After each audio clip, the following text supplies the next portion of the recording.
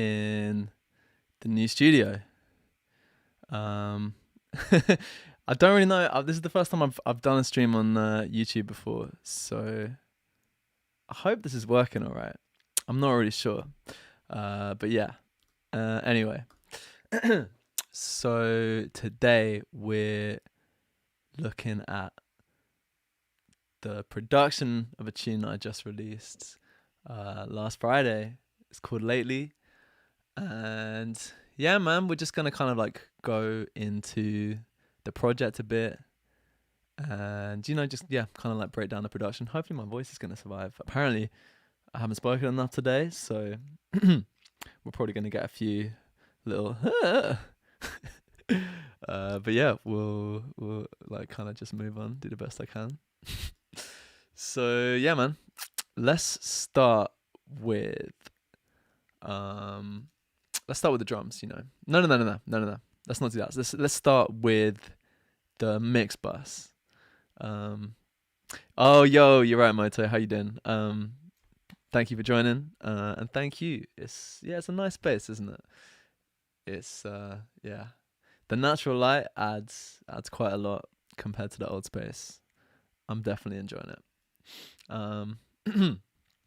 Cool. So yeah, let's just have a listen to a little bit of this first, so you can get a kind of taste if you have not heard the song already. There's a light in my home, fell right through my window.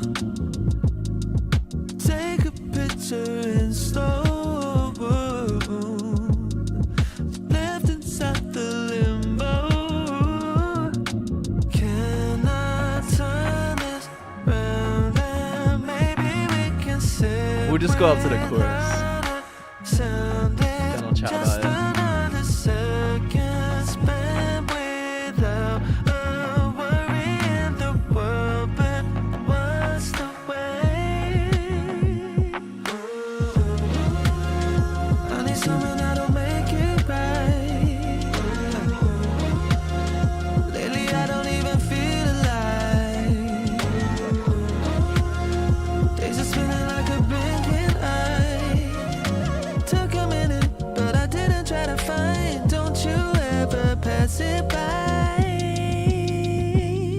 Cool. All right.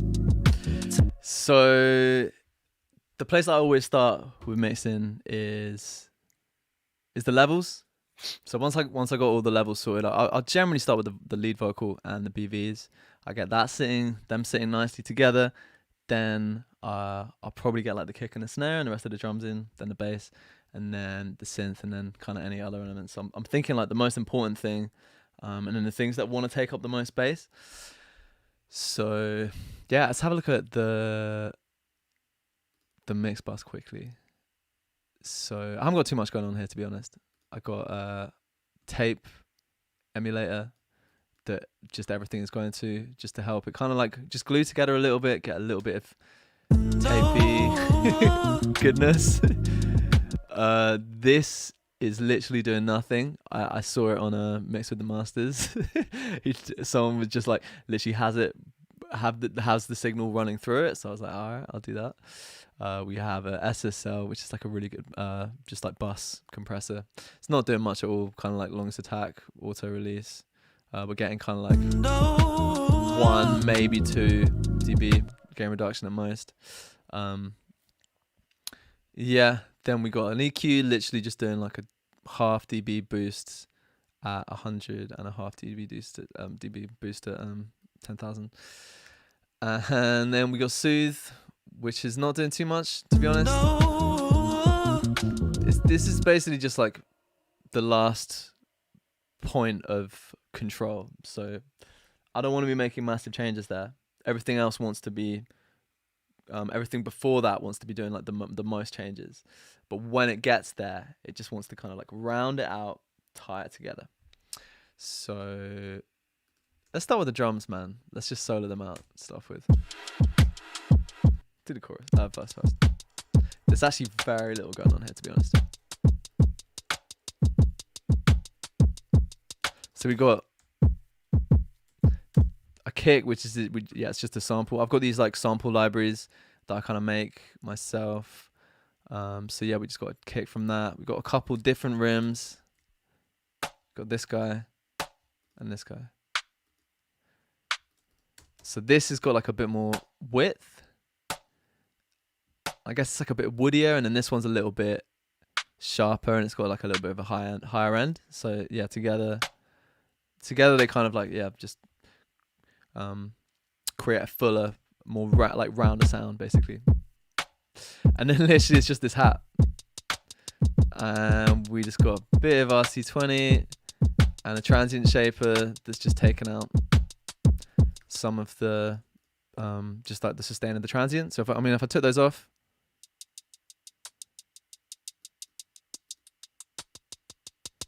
it's just a little bit. It's a little bit more. There's like a bit of saturation and distortion. It's a little bit of digital distortion. Yeah, to be honest, there's not too much going on there. Yo, Josh, thank you, man. Really, really appreciate that. Yeah, boy. Yeah, so really simple drums, like minimal stuff going on there. And if we go to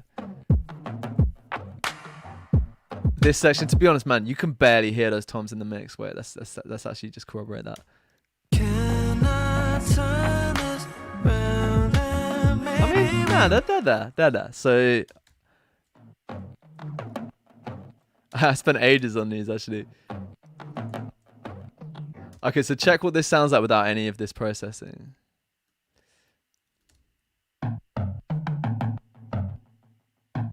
So, man, let's actually have a look at what this is. So, we've got Little Boy, which is just like messing with the Foreman and adding some drive.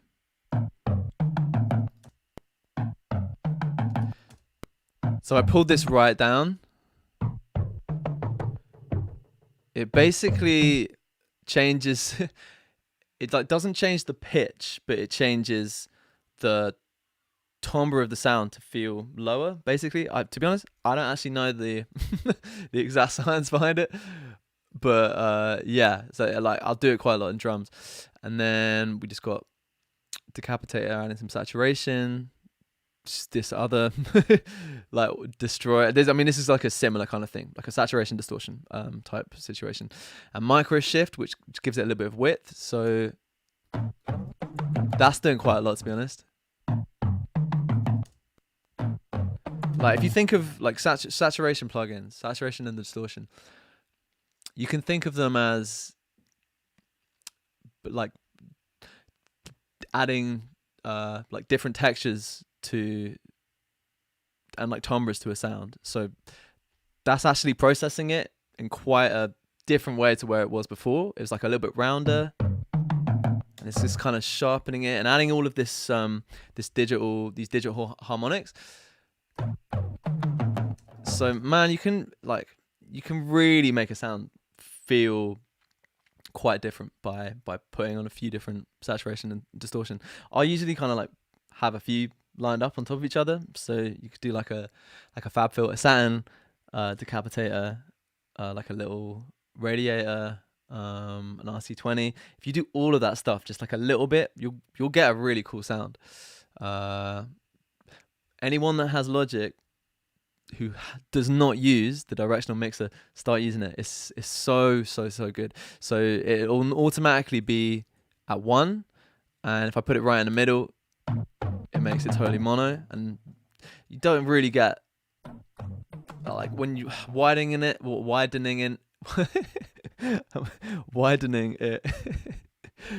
never seems to work quite so well. So I will pretty much only use it just to change the spread. But let's say you've got a sound like this, which is stereo, but it's on one channel, and I want it to be narrower but not mono.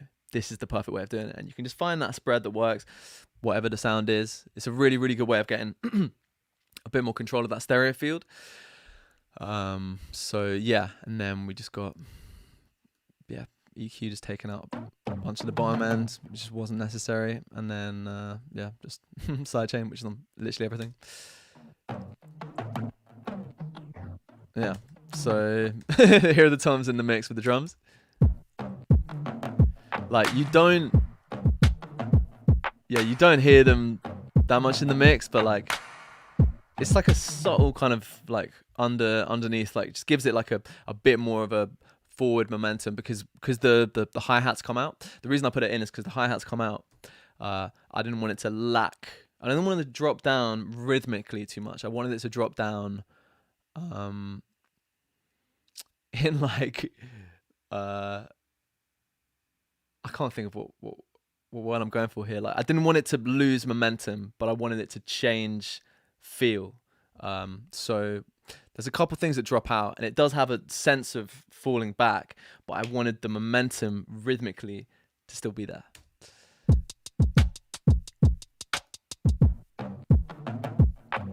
Because if you think we're kind of going like half time on this section, instead of having, we're just having that clap on the fourth beat. So yeah, that kind of helps keep that momentum going. And then yeah, let's have a look at the chorus. It's pretty similar to the verse. I just wanted it to like have a bit more momentum. So one thing that I've got here is just like a kick that's literally just like the attack, basically. And that's just helping it cut through. Same rims, we're just adding a snap, just give it a bit more width. Is there any difference between these hats and these hats? Like, what have we got going on? Okay, wow. Loads of stuff. All right, let's have a look at what's actually going on there. So if we take this off, what does that sound like?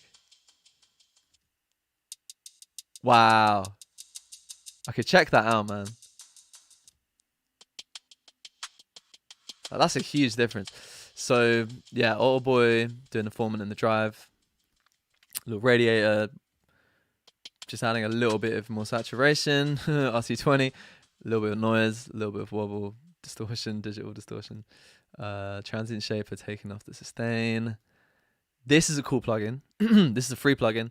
What are we doing actually on here? We're kind of just got a little high pass filter that's just like on an LFO, like it's just kind of moving around. So we're gonna get some movement within the frequency spectrum, and I think we're also getting a bit of like phasing, so it's kind of moving in and out a little bit. So yeah, we got that. And then yeah, just the EQ and sidechain. Having an EQ and a sidechain at the end of the chain, I do like so much of the time.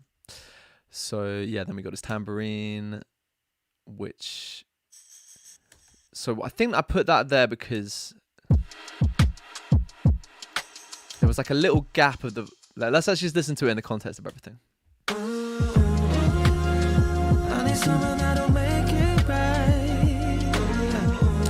Yeah, I remember, I think I wanted, especially like at the end of this bit, there was a gap without any lead vocal, and it felt rhythmically like it was kind of like falling back a little bit. So I'm just sticking these little bits of tambourine. And originally, I think I had this in the whole time, and it was just way too much. So I didn't want it getting in the way of everything else. So we got these little gaps where it's just coming in for a second and then coming back out.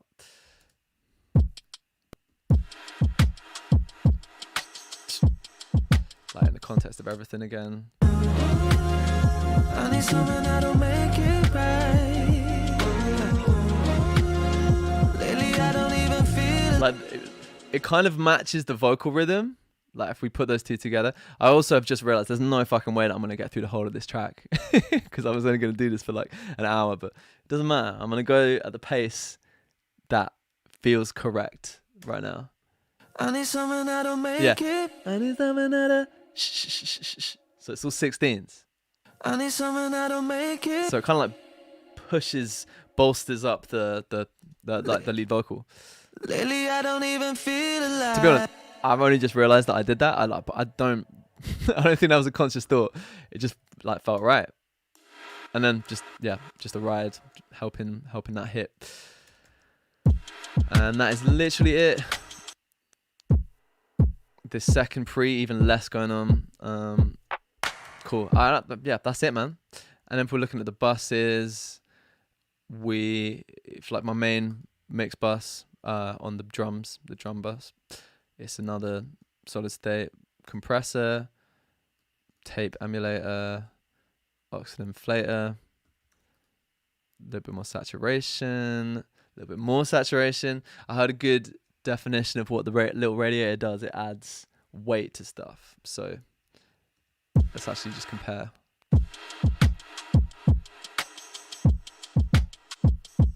Yeah, man.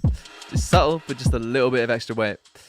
And then we got what we got here. Okay, so I did a lot of. I do this a lot of over like everything I do.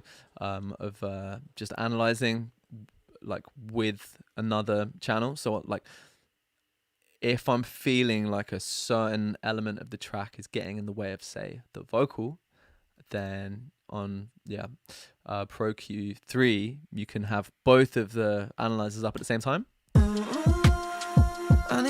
it even comes up with this kind of like red band to just tell you. So yeah, I've made some subtle adjustments on those areas. Some of them I've done it on kind of like the whole like the whole spectrum. Some of it I've just done it on the mids, so just like the mono stuff. So you got like mid and side.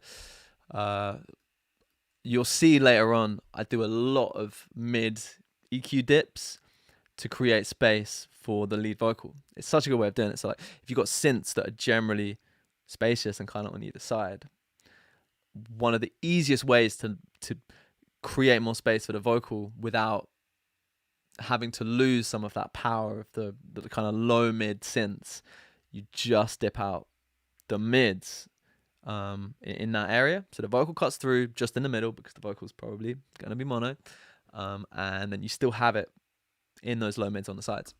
So yeah.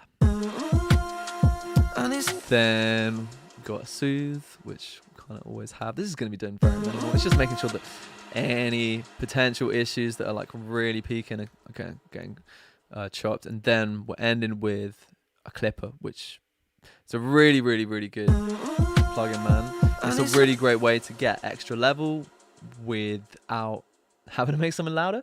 So if you think about it, like there'll be certain peaks of like transients on audio which hit hard, like higher than you want them to, but maybe they're not always doing that. So a clipper just kind of cuts the top of it off.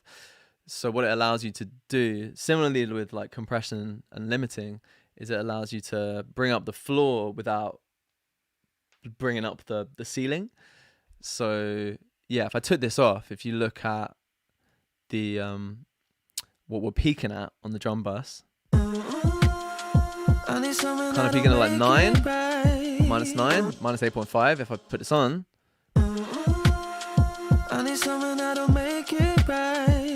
wow, this is actually doing very minimal stuff. Maybe it's going to do more stuff on, let's actually check it on the verse.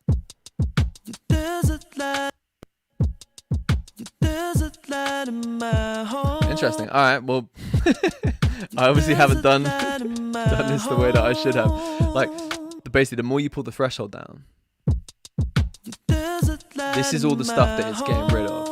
So if I pulled this right down, we're all the way down to -15. That sounds a bit crazy, but what you want to be finding is the balance between, so it's not affecting the actual sound of it, but you're getting the benefits of the extra level.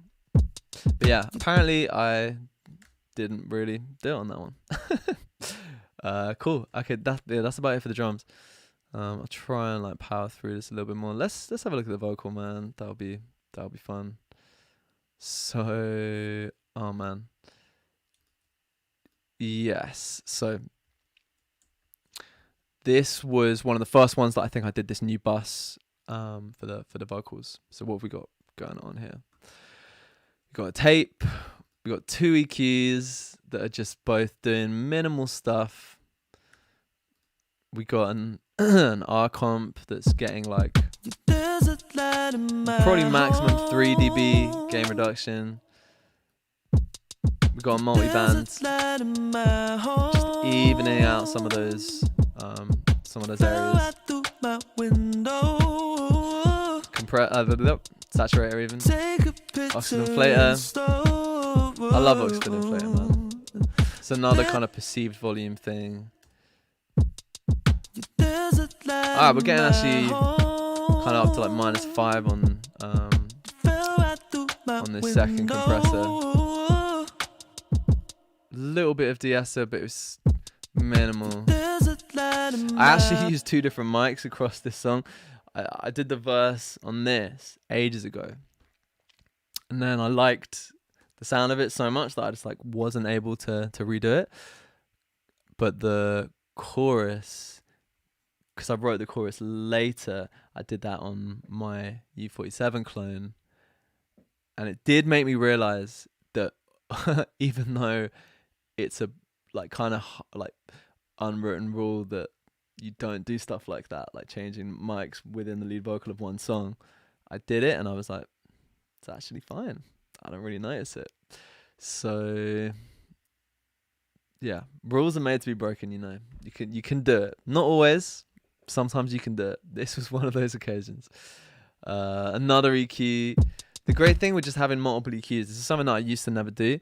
And I kind of like watched quite a few people that do it like this. It's a really great way of just cancelling out any potential issues that come up from different plugins within the chain. So if you put a plugin in, it creates an issue. Instead of allowing that issue to maybe get amplified throughout the different processing that you're putting in, stick another EQ in, and you can just cull that issue right at the source. So then you don't have to create, like, you don't have to pull more down later on in the chain. It's a really good way of just like dealing with it at the correct point.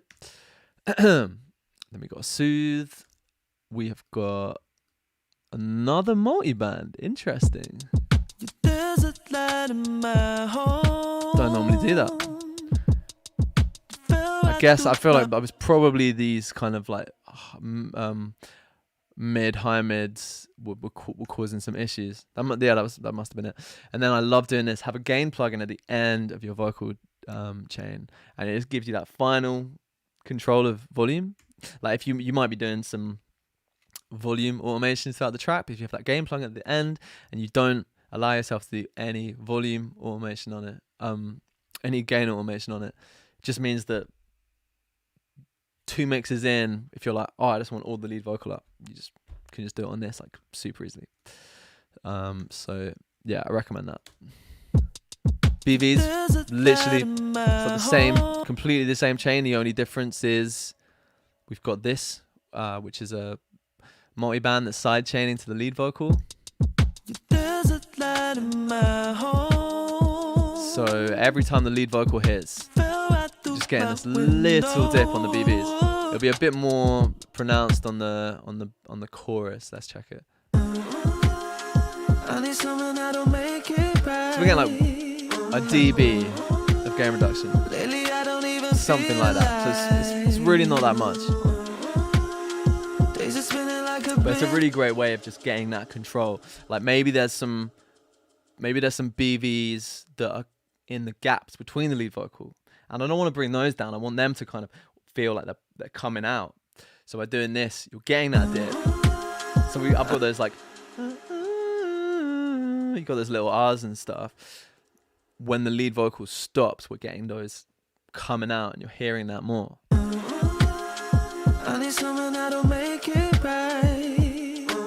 Just in those gaps in between. It's a really, really good way of getting that extra control over the balance between the vocals.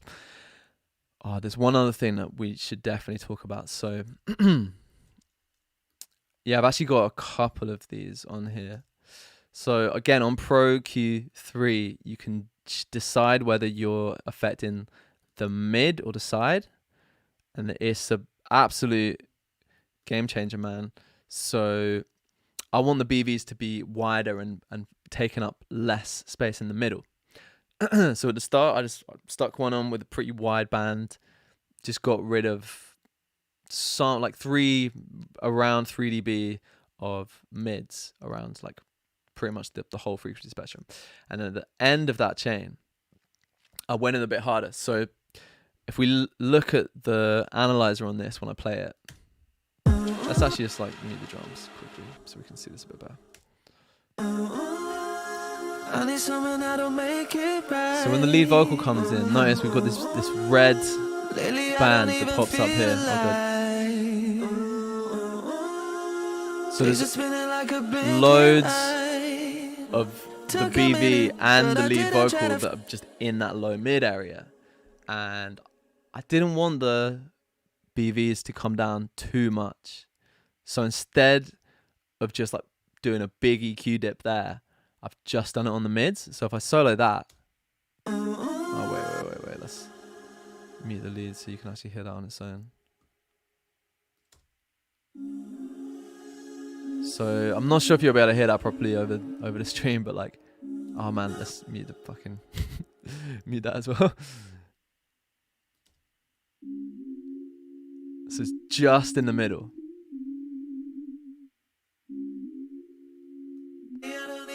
It's not affecting the sides, and the fact that the BVs are panned quite a lot, it's not going to be affecting a whole lot of it. It's just affecting what's in the middle. In fact, if we open this up, I've got this on my stereo out. It's just so I can tell the difference between what's happening on the sides and in the mid. If I solo, if I just play the whole track and just solo out the mids, you'll see what I mean. I need someone that'll make it right. Lately, I don't even feel alive. Okay, compare that to the side.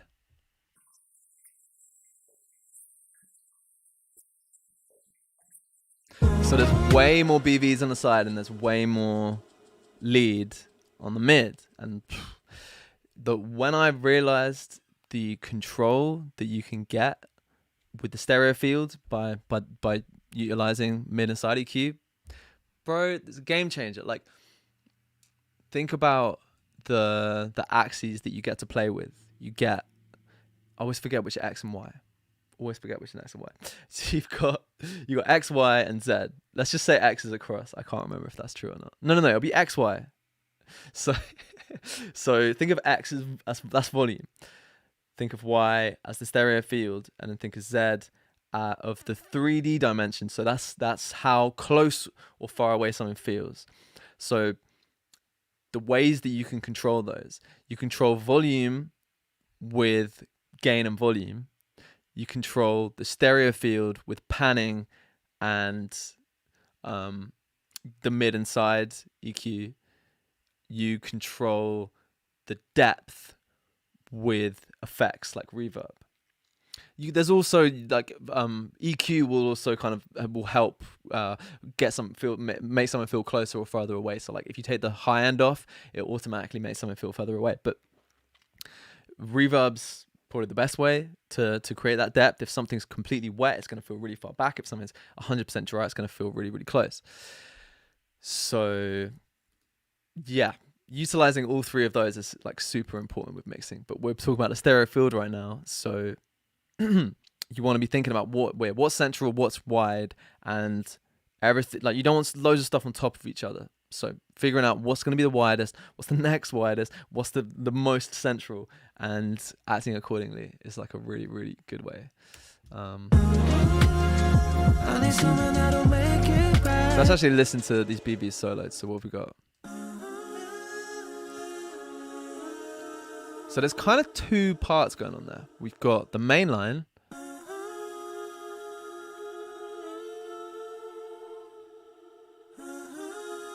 And then we've got the counter line. Oh, okay. No. Sorry. This is only one counter line.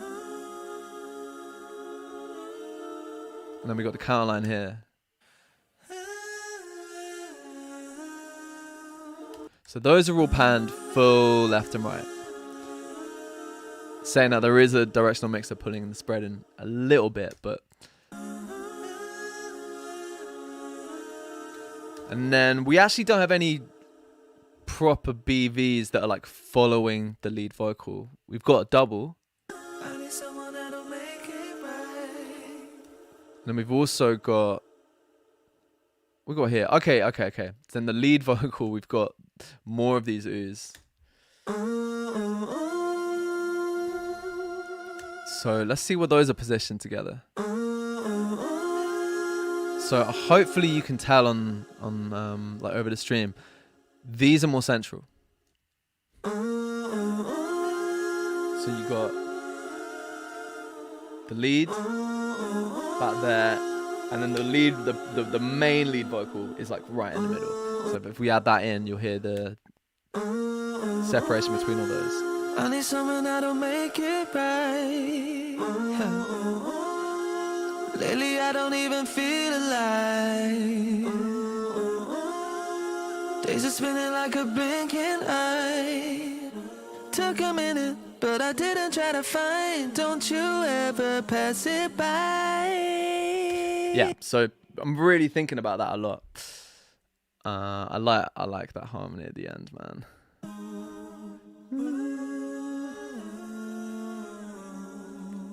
Yeah, if we put that with the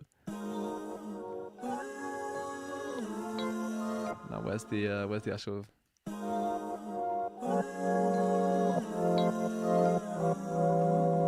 cool. Alright, before we move on from the vocals, I just wanted to look at this section. Of this section. You know what? I'm actually just gonna move on. I think we talked about that long enough. It's getting hot in this room, man. Let's get my fan going. Let's talk about the harmony, man. Like not the vocal harmonies, but just like the harmony of the song.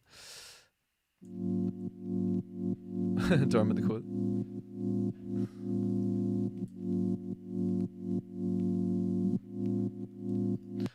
What are those chords again, man? I've actually forgotten.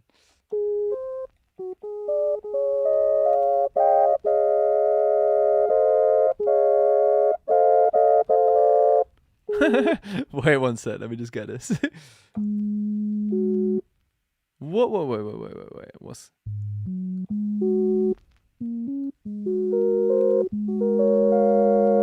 Oh.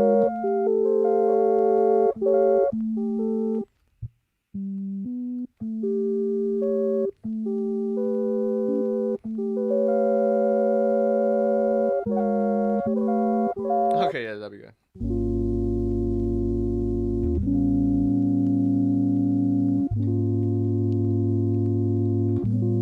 So I'm thinking like an A sus, basically just like a F sharp major 7 with a flat in the bass. Then I'm thinking A dominant flat 13. I use pedals so much, but like literally, if anything, too much. If that is a thing that you can do. I love them, man. So like that F just stays there.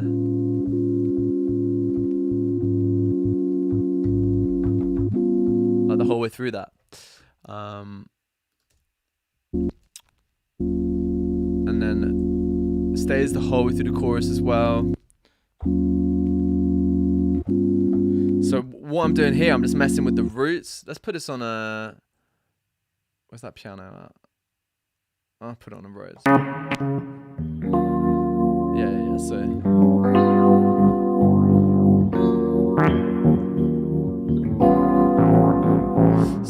same voicing. Instead of having an A flat, Willis just doing a E flat minor 9. And then instead of going to the A, we're doing again the same voicing in the right hand. We're sticking a G on it, turning it into a G dominant sharp 11. Back to the same E flat. Then we're going to the A. So in the context, just like listen to, let's hit the bass. And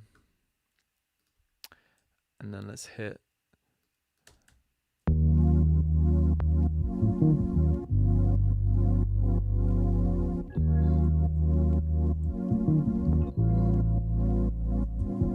So we got that F is just pedaling like the whole way through.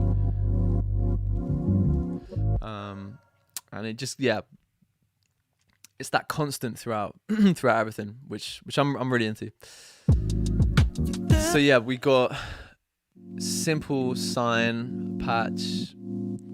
I do like using massive for this. Got a little bit of subtle movement on the pitch with an LFO.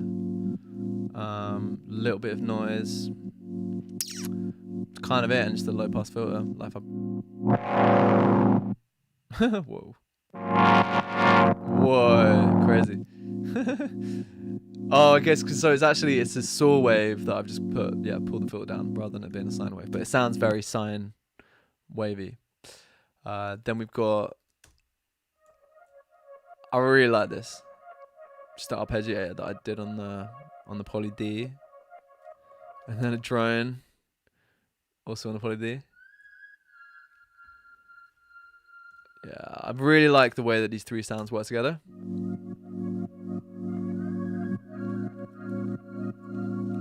I think that they're like they complement each other very well.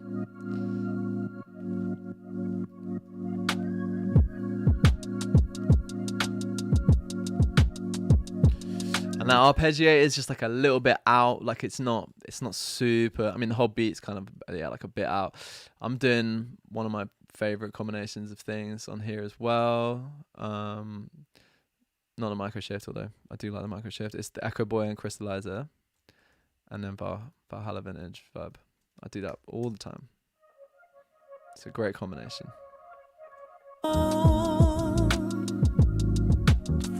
This bass, I made this bass part really soon after I got my bass. And it was like pretty soon after I was like getting into playing bass. So it was a pretty rough take, to be honest. It's like really, I probably had a bit too much tone in it. But I kind of just rolled with it because, again, similarly with the lead vocal, it just had a feel to it that I liked. A lot of string noise, pretty rough, but I liked it. Take a picture in slow mo. Left inside the limbo. Cool. So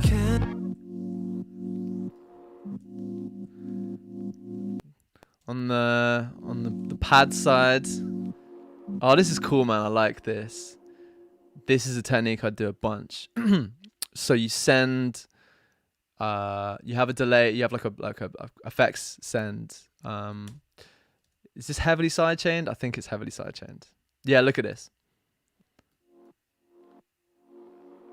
So basically, it's sidechained to the kick. There's 3 kicks on the first 3 beats of the bar, which is literally completely killing it. And then we're getting this little gap at the end of each bar where it's allowed to breathe. And it's really just creating a lot of movement.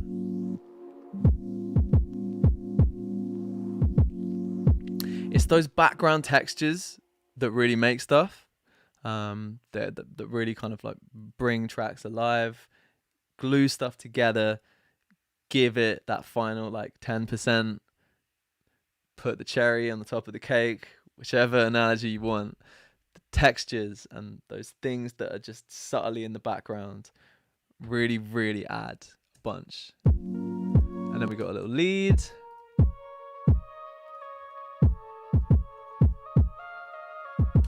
This is proper inspired off like the video game music that I'm really into.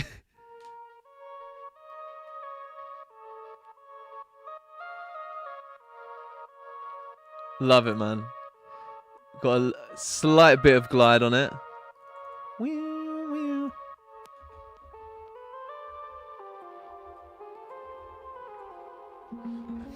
I haven't got this out enough to be able to play any now.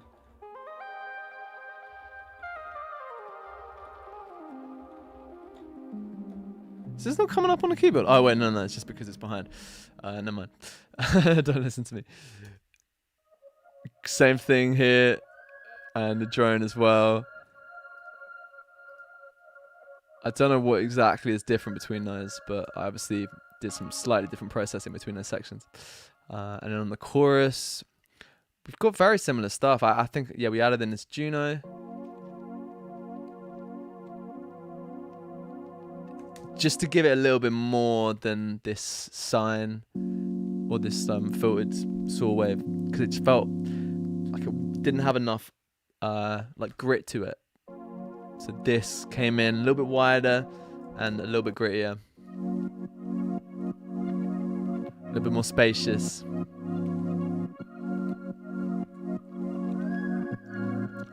I found it really, really hard getting these to cut through in the chorus, just because so much other stuff was in there, like the arpeggiator and the drone.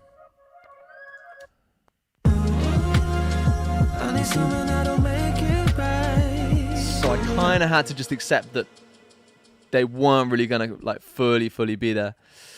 Yo, DJ Sunny Side Up, love it.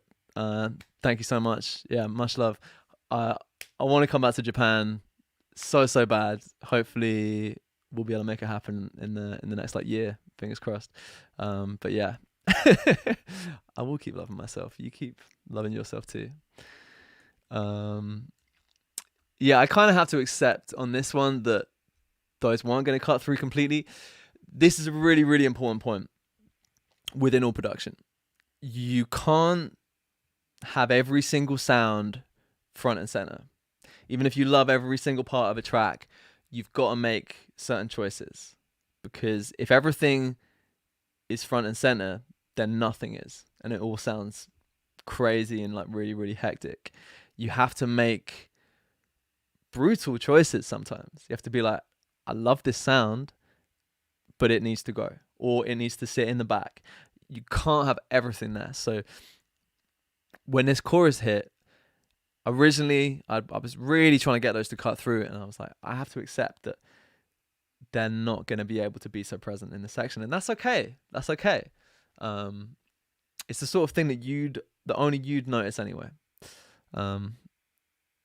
Oh man, that sounds dope.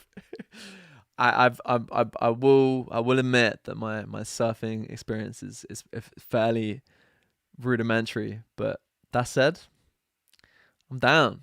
I'm ready to absolutely get rinsed on the waves. Yeah, fight for frequencies. Exactly. And there are no winners. There are no winners if you try and pit every sound against itself. Okay. Oh man, I'm going to show you something which I took out in the end. This is going to be fun. So let me take all the vocals out. So I put this in like quite near the end. It just felt like it needed something beefing up that vocal line. This one. Oh my god, this vocal line. So that main vocal line, I felt like it needed a synth to boost it up. So we got this one in here. I need someone that'll make it right. I appreciate that. Thank you. I need someone that'll make it right. Yeah, so we just got this like dirty like Moog line. Just to help boost this vocal line. That's a really, really useful technique, you know, just like layer stuff. I also have a guitar doing that shit as well. Like listen to how many things are doing the same line right now.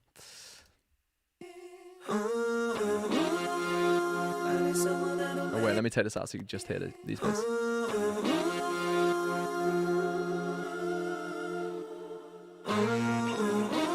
Like, all of that stuff is doing the same line, man, and it makes so much difference.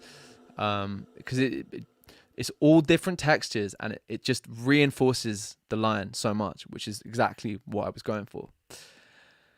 So, but yeah, listen to this. So I had this bit at the end because I wanted to just like rinse some fast like jazzy lines on here, but it ended up just distracting everything. But so I had this line in here. Let me just do it on its own.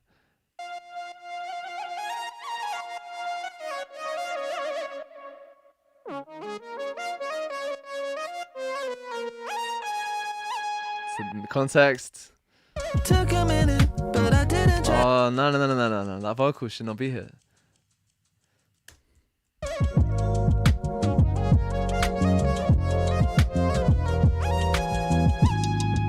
Yo, I love that line, man. It's so sick.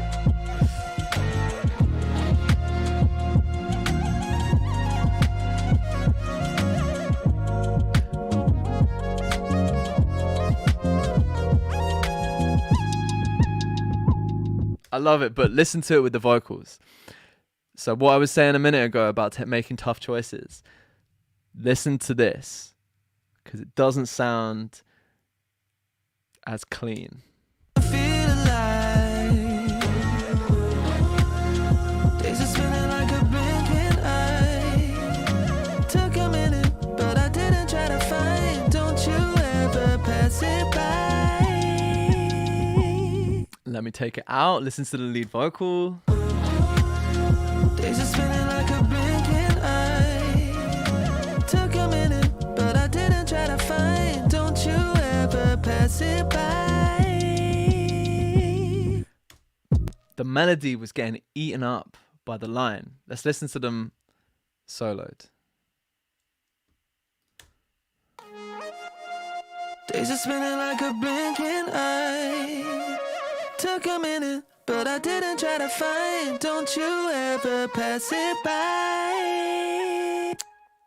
They're distracting each other so much, and I think it was because I had sat with that melody for so long, it felt a little bit boring to me. And so that line, when I put it in, I was like, yo, that freshens it up.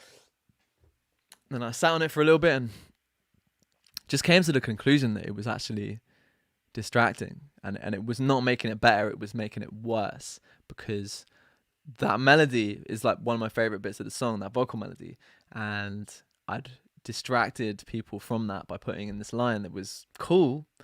I will admit it was a cool line, but sometimes it's not the right time to do something, and that's okay.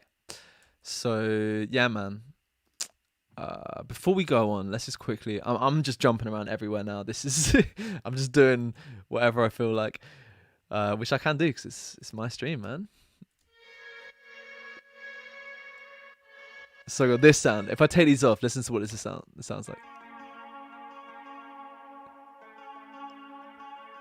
Yeah, all right. So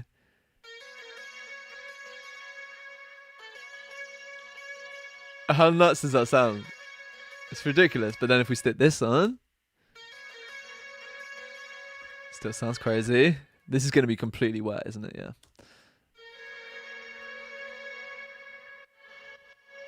So basically, we're just adding some background texture with that sound.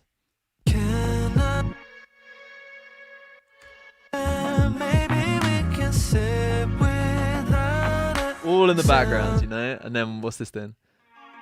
Oh, bro. Okay. This is a hot tip straight from me. So listen to what this sounds like.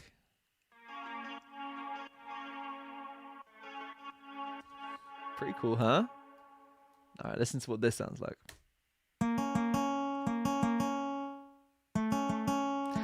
Fucking vibes, right?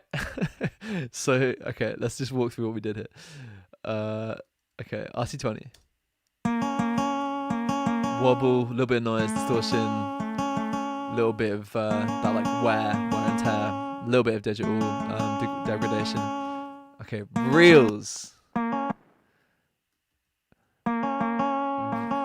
Losing a bunch of like quality, like low tape speeds. Just we're trying to bring the midiness of it down as much as possible. Still doesn't sound very good though. A little bit of EQ. Always is going to sound better with reverb. It's quite like high mix as well. Right, this is going to make a big difference. So we got chorus and a bit of vibrato. Oh, actually, no. Sorry, no vibrato. It would be cool with vibrato too, though. Echo boy. Bit of delay. but of room reverb with a short room. A bunch. This is some crazy movements. So all these lows, like I obviously hated that like boxy mid.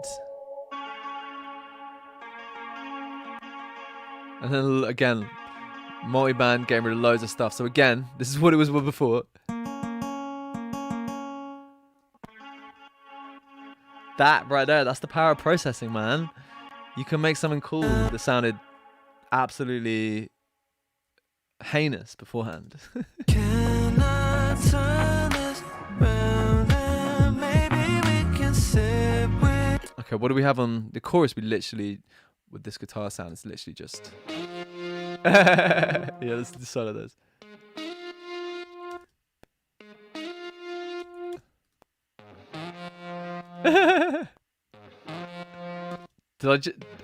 I feel like that might just be... Oh no, I actually played it in Notes of Dan. Yeah, I'm not, guitar is not my forte, but I mean, I make it work. I need someone that'll make it right. Okay, there's some stuff that we've not talked about here. Okay, there's some orchestra, some strings, orchestral strings. I really like those, man. They're like really close harmony. It's like a semitone away.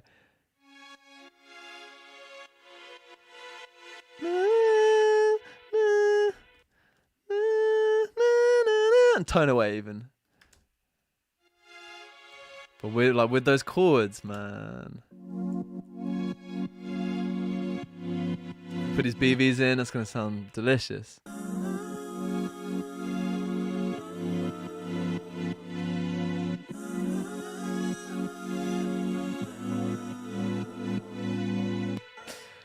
So in the mix, can you hear that? I need someone that'll make it right. Lately I don't even feel alive. Vaguely, like not that much, but I mean, if you're really listening, it's it's there. But sometimes I'm okay with that. And then just got a Rhodes. It sounds pretty cool, to be honest. This towel filter again. Doing some phase stuff. Doing some filtering. RC20 with a fast wobble. A little bit of room. A little bit of sidechain and then EQ.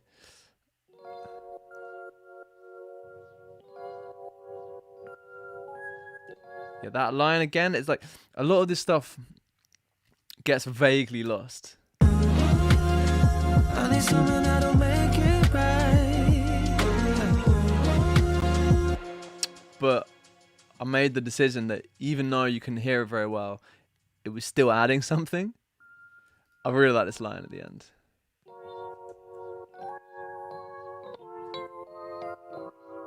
That's one of my favorite bits in the song, actually.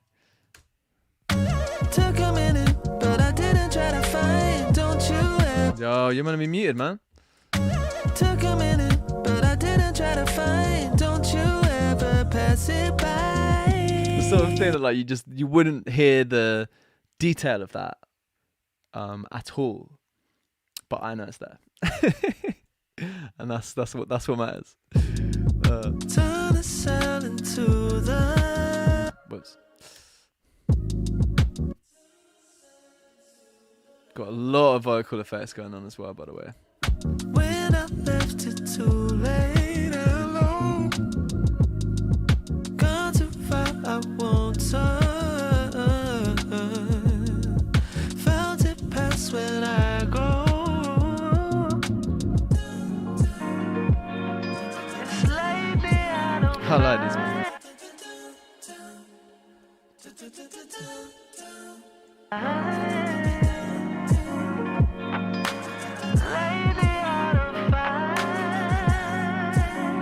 Classic telephony vibe with a big old tape throw. I love a tape throw, man. Just loads of feedback, saturation, easy. And then you automate that on just certain words. I do that so much. Such a nice way of just accenting certain things, creating creating more depth, more texture. Love it. All right, let's look at this piano quickly because I like this.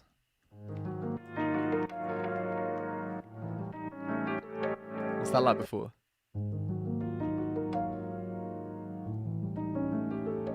Okay, that's cool, man. That's really doing some work. Yeah, just that little bit of delay is really giving it some movement. So this is quite a dull piano sound, so just wanted to bolster that in the top end, so it actually cut through better. Obviously, there's an issue with it cutting through before.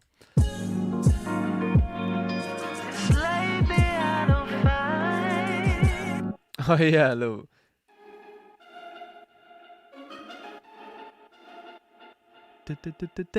Little pits. Again, it's pretty minimal, but if I took that out, you can really notice it. It kind of just mixes in with these. This is why layering is so good, because that in the mix of everything, you're not hearing that being a sound. But when you take it out, you really notice the difference. It's giving it a slightly different timbre than the vocals, and it's helping the vocals cut through. That's the purpose of it. It's making the vocals be more present without having to, I don't know, like stick more compression on the vocals or something like that. I'm happy with how the vocals sound, but they're not cutting through enough, so that really helps. And it just makes it more interesting, man. Like, there's just more texture. There's more texture. Like, yeah, layering is like up there in like the top 5 most important things when it comes to production, I would say.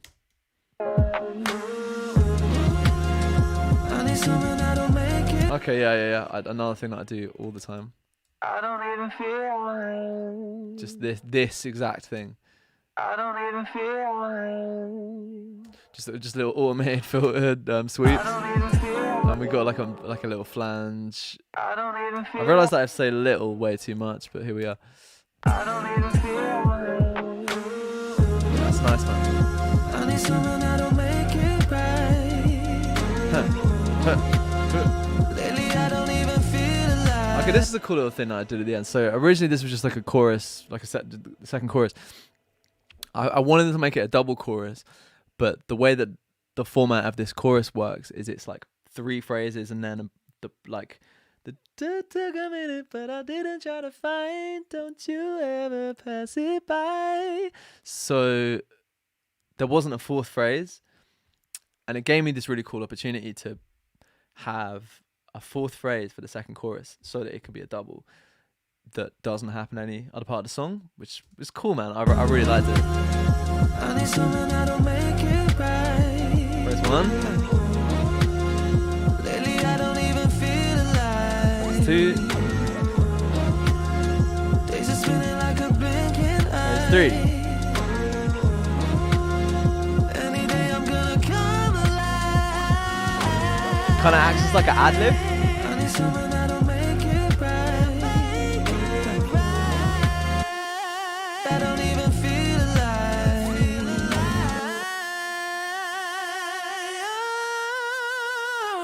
I like that.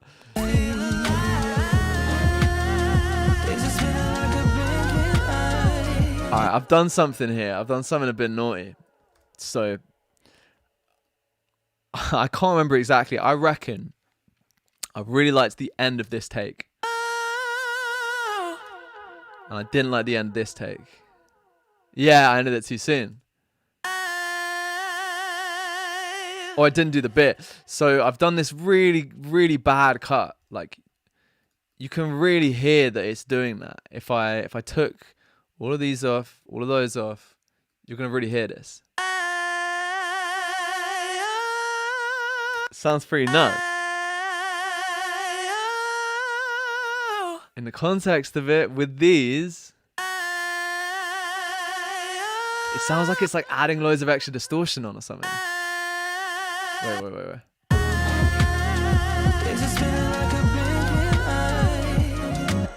So my point is that like my laziness created a cooler sound. So don't always shy away from your gut response. Like if your gut response is I can't be bothered to do that, maybe it's actually maybe you'll end up with something better because of it. I don't know. Yeah, it's not always going to be the case. Cool. All right. Well, basically there, man. Oh no, what's happening? The stream. I just got a warning show up. I don't know what it means though. Current bitrate. I don't know. It's low. All right. It doesn't matter because I'm about to finish. Took a minute, but I didn't try to find. Don't you ever pass it by.